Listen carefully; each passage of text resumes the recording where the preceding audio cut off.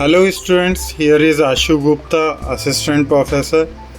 Again welcomes you all on the behalf of the Indraprastha Law College. In today's lecture, we are going to cover about the collection of land revenue. There is a provisions which are covered from section 163 in the UP Revenue Code 2006. And according to the provisions of the UP Revenue Code 2006, in relating to the collection of land revenue, Section 163 provision that the land revenue assessed on any holding shall be the first charge on such holding, and also on trees or buildings standing thereon, or the rents, profits, or produce thereof. And the claim of state government in respect of any other sum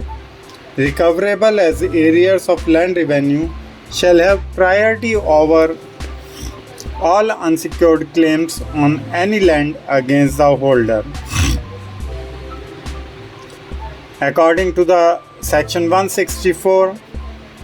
the Bhumidars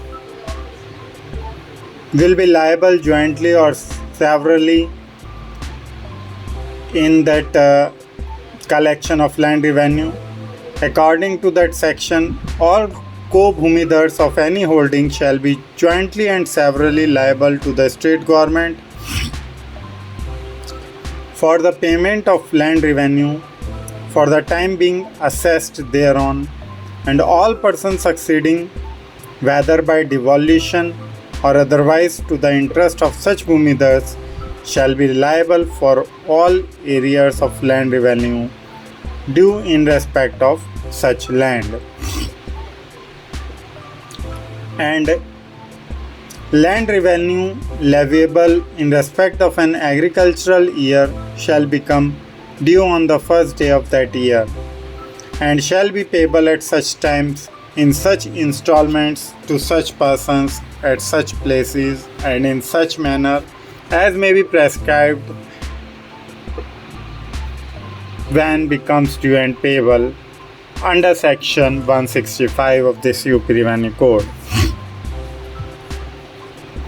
The arrangement for the collection of land revenue given under section 166, according to which the state government may make such an arrangement and employ such agency for the collection of land revenue as it may deem fit.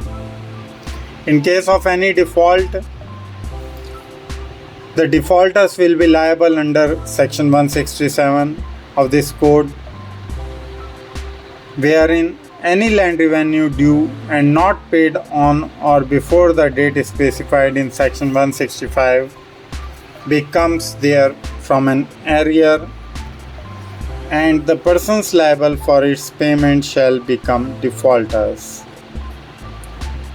And a statement of account certified by the Tehsildar shall be conclusive evidence of the existence of the arrear of land revenue for the purposes of this collection.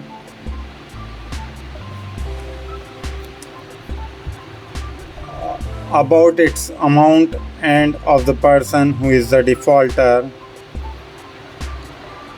given under section 167 or 168.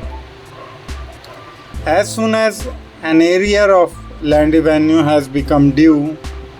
a writ of demand may be issued by the Tehsildar against the defaulter, calling upon him to appear or to pay the amount within a time to be specified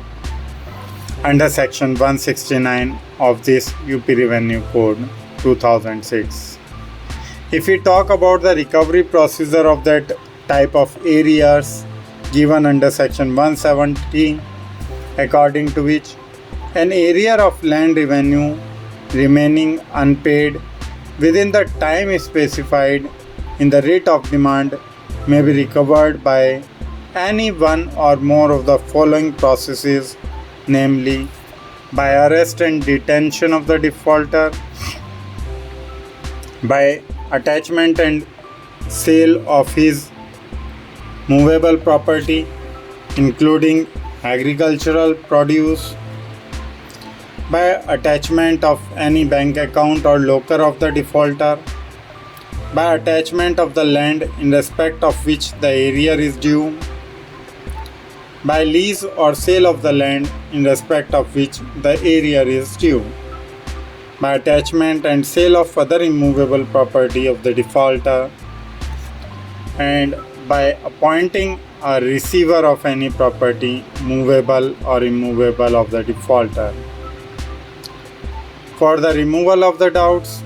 it is hereby declared that two or more processes herein before mentioned may be issued and enforced simultaneously or one after the other, and sums of money recoverable as arrears of land revenue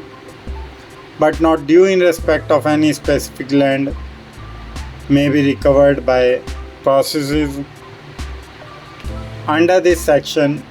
from any immovable property of the defaulter, including any holding of which he is a bhumidar. Now there is also the provisions of the arrest and detention given the upcoming sections of this chapter of collection of revenue, land revenue under the code of UP Revenue 2006. We will discuss it in the next lecture. Hope you will enjoy the chapter of collection of land revenue and clarify the all things very well and enumerated it into your study. We will meet soon again with the next lecture. Till then, thank you very much.